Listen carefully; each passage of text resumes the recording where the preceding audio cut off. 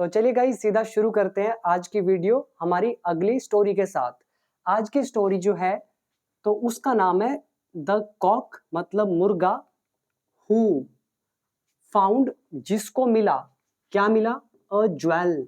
Jewel का मतलब क्या होता है? कोई भी गहना, जैसे ज्वेलरी होती है उसी से बना ज्वेल। तो उसको एक ज्वेल मिला, गहना मिला। तो स्टोरी पढ़ते हैं, साथ में मैं बताऊंगा आपको कहां पर कौन कौन सा रूल यूज हुआ है।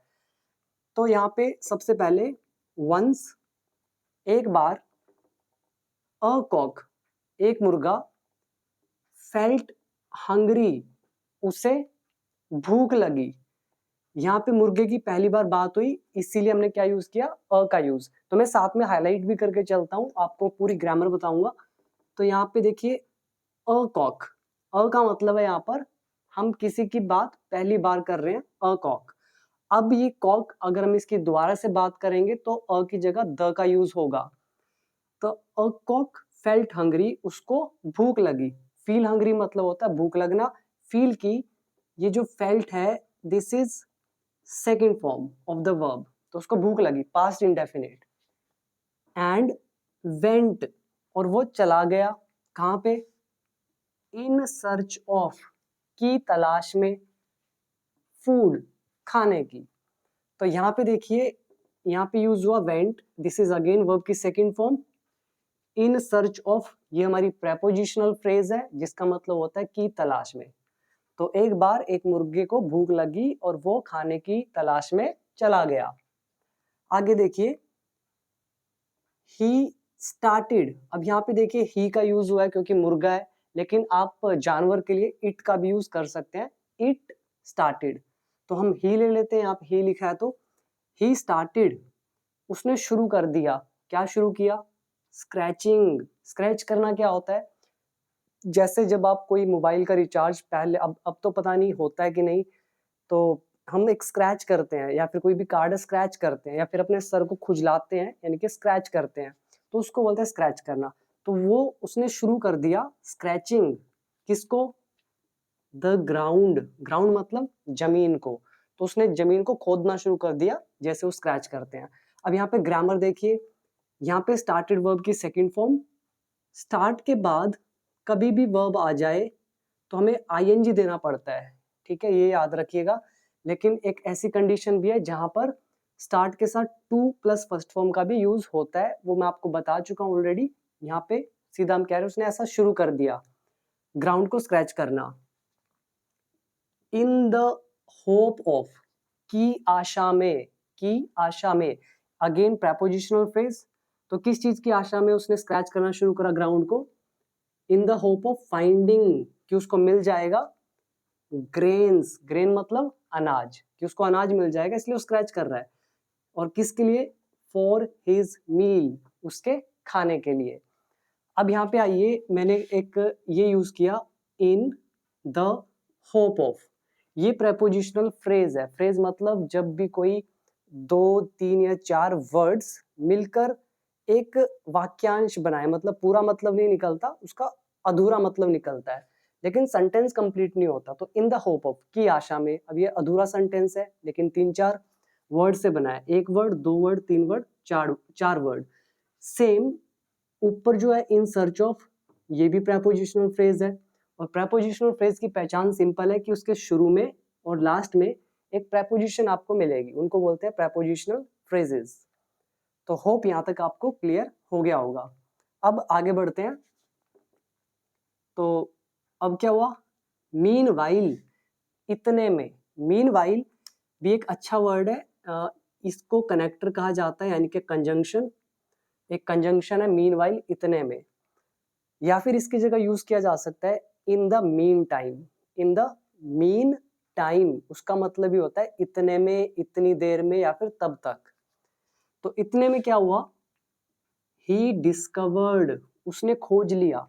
डिस्कवर वर्ब की सेकेंड फॉर्म है ये डिस्कवर्ड, खोजना। तो ही डिस्कवर्ड, उसको मिल गया, उसने खोज लिया। अ ज्वेल, एक गहना। कहां पे खोजा? डीप, गहराई में। किसकी गहराई में? Deep in the mud.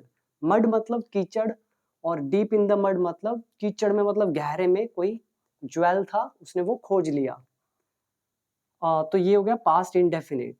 आगे क्या है, इट वॉज, वह था, प्रीशियस, प्रीशियस इज कीमती, एंड बिग और बड़ा। तो वो जो ज्वेल था, तो ये इट जो है ये एक प्रोनाउन है जिसको हमने यूज किया है ज्वेल के लिए। अब आप देखिए ज्वेल के साथ भी अ का यूज हो रखा है। क्यों? क्योंकि अब जो ज्वेल है वो पहली बार आया है, इसलिए अ का यूज। अब जो नॉन लिविंग थिंग होती है उसके बारे में अगर आप आगे रिपीट करते हैं तो इट प्रोनाउन का यूज होता है। तो इट वॉज प्रीशियस, वो प्रीशियस था यानी कि कीमती था, एंड बिग और बिग था। आगे है द कॉक। अब यहाँ पे नोटिस करें द का यूज, मुर्गे की दोबारा से बात हो रही है इसलिए अ की जगह द का यूज। अगर आप यहाँ पे अ लगा देंगे तो क्या होगा, तो अ लगाने से मतलब हो जाएगा ये कोई और मुर्गा है, लेकिन हम उसी मुर्गे की बात कर रहे हैं, सो द का यूज। द कॉक वॉज, मुर्गा था, सरप्राइज्ड, आश्चर्यचकित, मुर्गा आश्चर्यचकित था यानी कि हैरान था। यहाँ पे सरप्राइज्ड एक एडजेक्टिव का काम कर रहा है, ये भी याद रखिएगा। तो ये सरप्राइज्ड एक एडजेक्टिव है, not third form of the verb. तो वो आश्चर्यचकित था, हैरान था, टू सी इट, उसको देखकर, ज्वेल को, इट। आगे है ही लिफ्टेड इट, उसने उसे उठा लिया। लिफ्ट का भी यूज करते हैं जब कोई चीज थोड़ी भारी होती है, उसको उठाना लिफ्ट कहलाता है। तो उसने उस ज्वेल को उठा लिया। एंड और सेड और कहा, टू हिमसेल्फ, खुद से, उसने फिर खुद से कहा। अब यहाँ देखिए खुद से कहा तो यहाँ पे कोमा लगा है और कोमे के बाद यहाँ पे डबल इन्वर्टेड कोमा लगा है, यहाँ से लेकर यहाँ तक। तो इसका मतलब है ये उसके एग्जैक्ट कहे हुए वर्ड्स हैं। तो उसने क्या बोला, व्हाट अ प्रीटी ज्वेल, मतलब कितना सुंदर गहना है। यहाँ पर प्रीटी, प्रीटी और ज्वेल, ज्वेल है एक नाउन, प्रीटी यहाँ पे काम करेगा एक एडजेक्टिव का, और प्रीटी का मतलब होता है सुंदर। तो उसने क्या बोला, व्हाट अ प्रीटी ज्वेल, कितना सुंदर गहना है। ठीक है, व्हाट अ प्रीटी ज्वेल, और साथ में लिखा इट इज, मतलब ये कितना सुंदर गहना है। तो ये हमारा, अगर यहाँ पे नोटिस करें तो एक्सक्लेमेटरी साइन लगा है, तो ये एक्सक्लेमेशन साइन जो होता है ये हैरानी दिखाता है। तो इस पे भी पूरा लेसन था, 50 सेंटेंस थे, देख लीजिएगा बुक में, बिकम इंग्लिश चैंपियन में, लिंक नीचे है, बाय कर सकते हो आप। तो आगे क्या है, it must be very precious. अब इसको तोड़िए, क्या रूल लगा है, प्रीशियस मतलब कीमती, वेरी प्रीशियस मतलब बहुत कीमती। प्रीशियस यहाँ पर है एक एडजेक्टिव, एक विशेषण, और एडजेक्टिव के बारे में बता रहा है वेरी, वेरी यहाँ पर है एक एडवर्ब। तो ये पार्ट्स ऑफ स्पीच होते हैं, जिनको नहीं पता नो प्रॉब्लम, आपको यूज करने आने चाहिए, दैट्स इट। लेकिन जो कॉम्पिटिटिव एग्जाम्स वाले हैं उनके लिए जरूरी है कि उनको ये सारी चीजें पता हो। लेकिन यहाँ पे रूल कौन सा यूज हुआ, इट मस्ट बी, इट मतलब गहने के लिए, must, it must be very precious, ये जरूर बहुत कीमती होगा।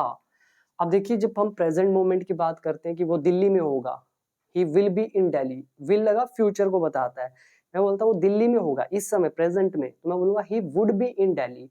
अगर मैं जरूर का सेंस कर दूं मैं कहूंगा he must be in Delhi, शायद होगा ही मे बी इन दिल्ली, शायद ही होगा he might be in Delhi. तो यहाँ क्या यूज हुआ, मस्ट, मतलब जरूर होगा, जरूर होगा, बहुत कीमती। आई होप समझ में आया होगा। मोडाल वर्ब्स में मैंने आपको सिखाया था मस्ट में, माइट इन फ्यूचर। तो आगे, आगे क्या है, the world will run after it, कह रहे हैं संसार, द वर्ल्ड संसार, विल रन भागेगा, आफ्टर इट इसके पीछे। अब यहाँ से आप वर्ड याद कीजिए, रन आफ्टर, रन आफ्टर मतलब होता है किसी के पीछे भागना। कईयों को लग सकता है आफ्टर का मतलब तो बाद में होता है, लेकिन नहीं, ऐसा नहीं है। रन आफ्टर का मतलब होता है पीछे भागना, जैसे लोग पैसों के पीछे भागते हैं, people run after money, right. तो आगे, तो वो कह रहा है कि संसार विल रन आफ्टर इट, वो इसके पीछे भागेगा, उस गहने के, अगर मेरे पास होगा। आफ्टर सम टाइम, कुछ समय बाद, ही थॉट, उसने सोचा। यहाँ पे जो थिंक है, थिंक की सेकंड फॉर्म होती है थॉट। तो उसने सोचा, क्या सोचा, अब उसके एग्जैक्ट वर्ड्स तो लिखा है I am hungry, am hungry, मैं भूखा हूं। तो यहाँ पर हंग्री एक एडजेक्टिव का काम कर रहा है, हंग्री भूखा, तो मैं भूखा हूं। एंड और आई नीड फूड, मुझे खाने की जरूरत है। तो ये हमारा नीड का लेसन। तो उसने बोला आफ्टर सम टाइम, कुछ समय बाद उसने सोचा कि मैं तो भूखा हूं और मुझे तो खाने की जरूरत है। व्हाट विल आई डू, मैं क्या करूंगा, मैं क्या करूंगा, future indefinite, with a jewel, एक गहने के साथ। अब ये उसी गहने की बात नहीं कर रहा है, कह रहा है कि कोई भी गहना हो मैं उसके साथ करूंगा क्या, इसीलिए अ का यूज। अगर ये इसी की बात कर रहा है तो आप यहाँ पे यूज कर सकते हो द ज्वेल। अगर वो कह रहा है यार मैं इस गहने का क्या करूंगा, तो what will I do with the jewel. अगर कह रहा है यार कोई भी ज्वेल, तो अ ज्वेल। तो ये हुआ। उसके बाद एट दिस टाइम, मतलब इस समय, द ग्रेन, अनाज, इज मोर प्रीशियस, वो ज्यादा कीमती है, टू मी, मेरे लिए। प्रीशियस के साथ हम टू लगाते हैं, उसके बाद पर्सन लगाते हैं। तो कह रहा है इस समय, एट दिस टाइम, जो अनाज है वो मेरे लिए ज्यादा कीमती है। बिकॉज, क्योंकि, आई कैन ईट इट, क्योंकि मैं उसको खा सकता हूँ। कैन का लेसन, कैन प्लस वर्ब की फर्स्ट फॉर्म, तो मैं उसे खा सकता हूँ। एंड और सैशिएट माई हंगर, सैशिएट मतलब होता है भूख मिटाना। तो सैशिएट माई हंगर, और अपनी भूख मैं मिटा सकता हूँ। तो आई होप यहाँ तक आपको समझ में आया होगा। तो आगे पढ़ते हैं। सो, इसीलिए, अब यहाँ पर जो सो है, सो एक कंजंक्शन है जिसका मतलब होता है इसीलिए, या फिर देयरफॉर भी आप लगा सकते हैं। सो द ज्वेल इज, कह रहे हैं कि ये जो गहना है वो है मीनिंगलेस, मतलब किसी मतलब का नहीं। तो कह रहे हैं इसीलिए ये गहना मेरे किसी मतलब का नहीं है, मीनिंगलेस है मेरे लिए। टू मी मतलब मेरे लिए, it is meaningless to me. आगे लिखा है ही लेफ्ट, उसने छोड़ दिया। लीव मतलब निकलना, छोड़ना। लीव की second form left, past indefinite. उसने छोड़ दिया द ज्वेल, उस गहने को, देयर, वहीं पर। एंड और स्टार्टेड, और शुरू कर दिया, डिगिंग, डिगिंग करना। डिग मतलब क्या होता है, डिग मतलब होता है खोदना। तो डिग की सेकंड थर्ड फॉर्म डिग, डग, डग। तो डिगिंग करना शुरू कर दिया मतलब खोदना शुरू कर दिया। एट अनदर प्लेस, दूसरी लोकेशन पे, दूसरी जगह पर। अब यहाँ पे एट का यूज क्यों हुआ, क्योंकि लोकेशन की बात है। हमेशा एट प्रीपोजिशन यूज होता है लोकेशन के साथ। होप यहाँ तक आपको क्लियर हो गया होगा। आगे लिखा है एक्चुअली, मतलब वास्तव में या फिर दरअसल।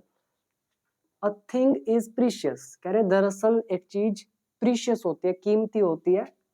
ओनली इफ, कह रहे तभी, ओनली इफ मतलब तभी, अगर वो इट इज यूजफुल, अगर वो यूजफुल हो टू यू, आपके लिए।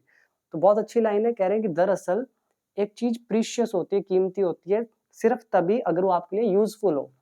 तो जैसे कि मेरा कोर्स है बिकम इंग्लिश चैंपियन ऐप के अंदर, तो बहुतों के लिए वो यूजलेस होगा और बहुतों के लिए वो यूजफुल होगा। तो यूजलेस किसके लिए होगा, जिनको इंग्लिश ऑलरेडी आती है, मतलब बहुत बढ़िया इंग्लिश आती है। तो वो तो इंग्लिश वैसे वैसे भी सीख नहीं रहे होंगे। लेकिन कुछ ऐसे होंगे जिनको बिल्कुल नहीं आती, उनके लिए वो कोर्स कैसा होगा, बहुत ही यूजफुल, राइट।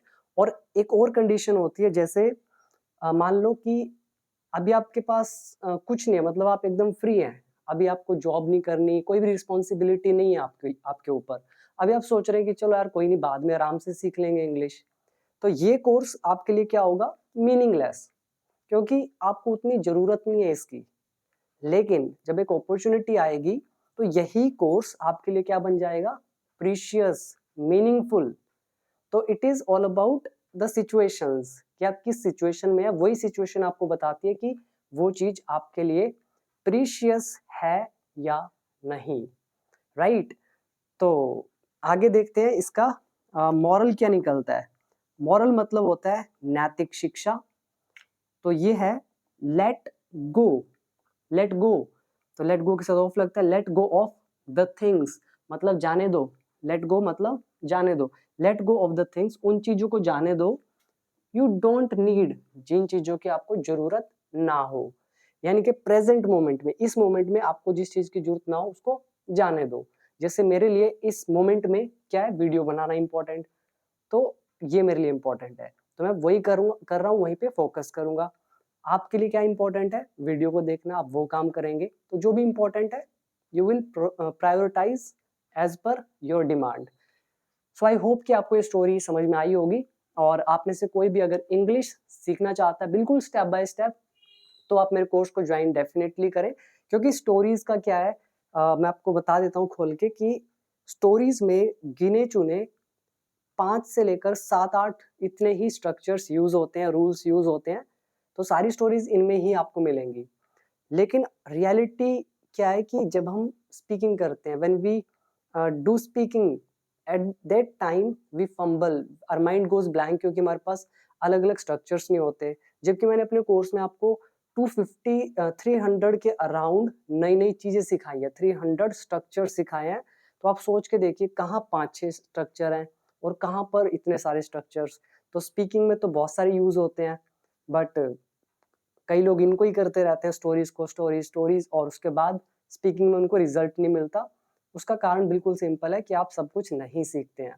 तो बहुत इंपॉर्टेंट है कि आप सब कुछ सीखें, और you are most welcome to my course. आप ऐप डाउनलोड करें, बिकम इंग्लिश चैंपियन, लिंक है नीचे डिस्क्रिप्शन बॉक्स में। तो इस तरह की और वीडियोस मैं लाता रहूंगा ताकि आपकी इंग्लिश इंप्रूव हो सके। So thank you so much for stay till the end, and I hope you will get much more value from my this Become English Champion YouTube channel. तो वीडियो को share कर दीजिएगा। मिलते हैं अब अगली वीडियो में, and don't forget to download the app and join the course right away. Thank you.